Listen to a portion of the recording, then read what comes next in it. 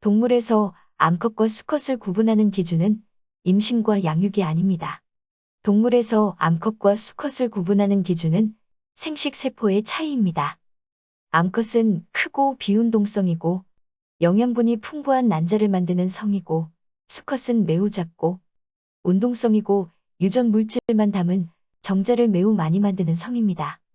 임신과 양육은 동물에 따라서 다양한 형태를 보입니다.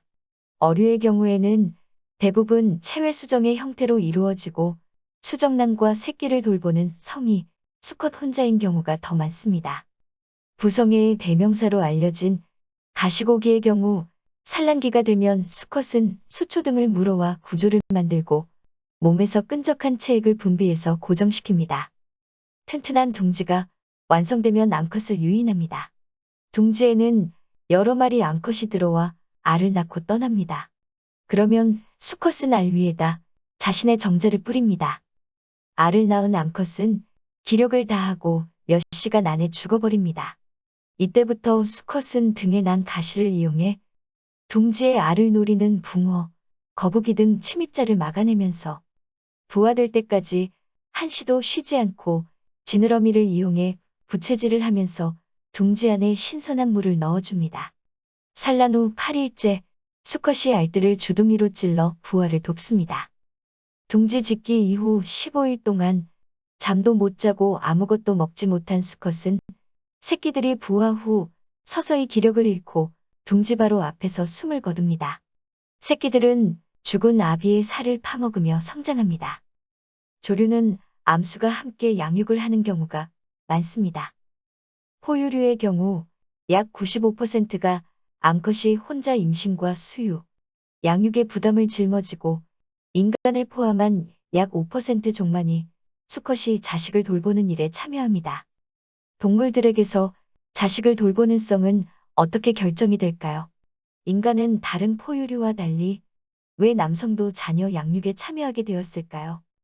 자연 선택은 개체의 이익을 증대시키는 방향으로 이루어집니다. 그것은 유전자적으로 관계가 없는 개체들 사이에도 치열하게 경쟁하고 부모와 자식 사이, 배우자 사이에서도 치열한 경쟁이 전개됩니다. 예를 들어서 설명해 보겠습니다. 짝짓기를 하고 수정과 출산에 성공한 이후 부모가 모두 자식을 돌보지 않을 경우 생존율이 10%라고 가정하면 10마리의 자식 중 1마리가 살아남습니다. 그런데 자식을 돌보는 시간 동안 다시 교미를 하여서 1000마리의 자식을 낳을 수 있다고 할 때 9마리의 자식이 죽더라도 방치하고 다시 교미를 하면 100마리의 자식을 더 얻을 수 있기에 자식을 돌보는 것보다 교미에 주력하는 것이 더 이익입니다. 만약 부모 중 어느 한쪽이든 자식을 돌보지 않을 경우 생존율이 0%가 된다면 교미를 더하여 출생아를 늘리는 것보다 자식을 돌보는 것이 더 이익입니다. 이때 암컷과 수컷 중 어느 쪽이 양육을 담당할 것인가 라는 문제가 제기됩니다. 새끼 돌보기를 하지 않는 부모는 자신의 유전자를 물려줄 다른 기회를 증가시킬 수 있습니다. 이런 상황에서 수컷과 암컷 중 어느 성이 양육을 떠맡게 되는가에 대해서 제러드 다이아몬드는 섹스의 진화에서 3가지 요소를 제시하고 있습니다. 첫째, 자신이 수정된 알 또는 태아에 얼마나 많이 투자했나. 둘째, 이미 수정된 알 또는 태아를 돌봄으로써 또 다른 자손을 수정시킬 기회를 얼마나 잃어버리게 되나. 셋째, 수정된 태아나 알이 자신의 자손임을 얼마나 확신할 수 있나. 이 3가지 요소를 종합하여 자식을 돌보는 성이 결정된다고 합니다. 이 중에서 첫 번째 부분은 1972년 로버트 트리버스에 의해 부모 투자 이론으로 알려졌습니다. 트리버스는 암수가 자식에게 주는 부모 투자량의 차이가 어느 성이 태어날 자식을 양육할 것인지 또 어느 성이 짝짓기를 위해 더 많이 경쟁하게 되는지를 결정한다고 주장하였습니다. 상식적으로 지금 하고 있는 일에 투자한 게 많은 사람은 투자한 게 적은 사람보다 하던 일을 포기하는 것이 어려운 게 당연합니다. 포유류의 경우 암컷의 난자는 수컷의 정자보다 훨씬 더 크고 훨씬 더 많은 영양분을 가지고 있습니다. 또한 수정이 암컷의 체내에서 이루어지고 수정란을 키우는 것도 암컷의 체내에서 이루어집니다. 그래서 포유류는 자식에게 더 많이 투자하는 성인, 암컷이 신중하게 수컷을 고르고 자식을 양육하며 수컷은 암컷을 차지하기 위해 수컷들끼리 더 많이 경쟁한다고 합니다. 두 번째의 경우 체외 수정이 이루어지는 어류는 암컷과 수컷의 기회비용이 똑같습니다. 그래서 어류는 수컷이 새끼의 부화를 돕고 돌보는 경우가 많습니다. 포유류의 경우에 암컷은 정자와 난자가 자신의 몸속에서 수정이 되면 임신 기간과 출산 후 수유 기간 동안에는 난자가 생성이 되지 않습니다. 포유류 수컷은 사정 후에 암컷의 임신 여부와 상관없이 몇 시간 지나지 않아 또 사정을 할 수 있습니다. 세 번째 경우는 어류는 암컷이 산란한 난자에 정액을 뿌림으로써 수정이 마무리되므로 수컷은 수정란이 자신의 것이라고 확신할 수가 있습니다.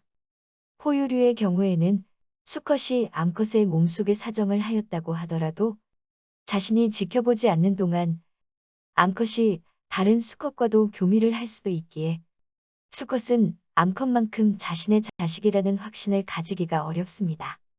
위에 세 가지 요소를 고려해보면 포유류의 경우 암컷이 자식을 양육하는 비율이 95%에 달하는 것이 이해가 됩니다. 그러면 인간은 왜 다른 포유류와 달리 아버지가 자식의 양육에 함께 참여할까요? 이미 모두가 짐작하겠지만 인간의 아이는 어머니 혼자서 양육하기에는 너무 많은 보살핌이 필요합니다. 침팬지는 골반이 크고 아기의 머리가 작기 때문에 출산이 쉽습니다.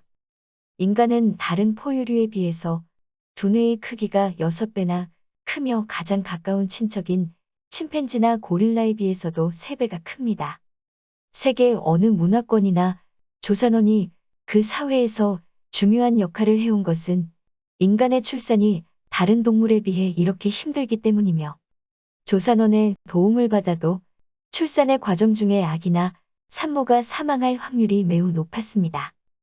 인간의 아기가 다른 동물들과 같은 수준으로 성장하여 태어나려면 임신기간이 21개월은 되어야 한다고 합니다.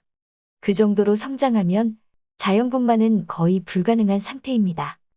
그래서 인간의 아기는 다른 동물보다 미숙한 상태로 태어날 수밖에 없고 태어난 이후 아무것도 할 줄 모르는 아기를 어머니 혼자서 돌보는 것은 거의 불가능합니다.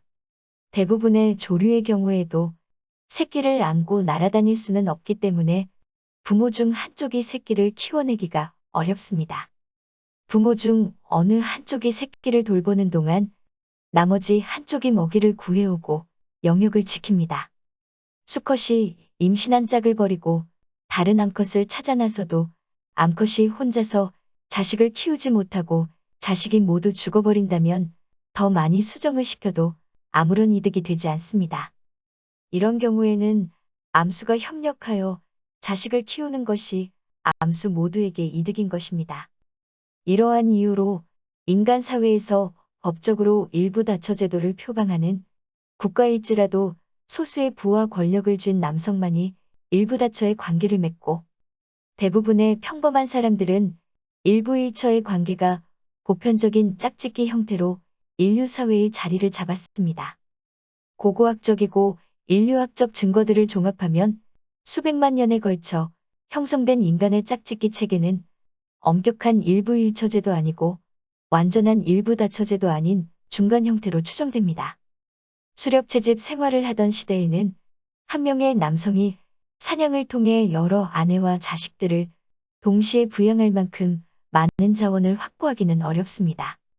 여러 사람이 협력을 해야 포식자를 제압하고 생존할 수 있었기에 다부다처제의 부족사회일 가능성이 크다고 추정되고 있습니다. 농업혁명 이후 왕이나 귀족 등 권력과 부를 지닌 자들이 여러 부인을 두는 일부 다처제가 발생하였습니다. 하지만 먹고 사는 것이 빠듯한 평민들은 일부 일처로 살아가는 경우가 많았습니다. 오늘날은 법적으로는 일부 일처제이지만 배우자 몰래 바람 피우는 것, 이혼과 재혼을 고려하면 실질적으로는 다양한 형태를 띠고 있다고 볼 수 있습니다. 그러면 사막 위의 짝짓기 사례에서 보듯이 번식의 관점에서만 보면 전혀 필요하지 않는 사랑이라는 미묘한 감정이 인류에게 어떻게 생겨났고, 일부 다처제와 순결 이데올로기, 그리고 성적인 관심과 행위를 부끄러워하는 마음이 생겨난 이유, 현대에 와서 자유연애와 성산업이 어떻게 활성화되는지에 대해서는 다음 동영상에서 차례대로 살펴보겠습니다.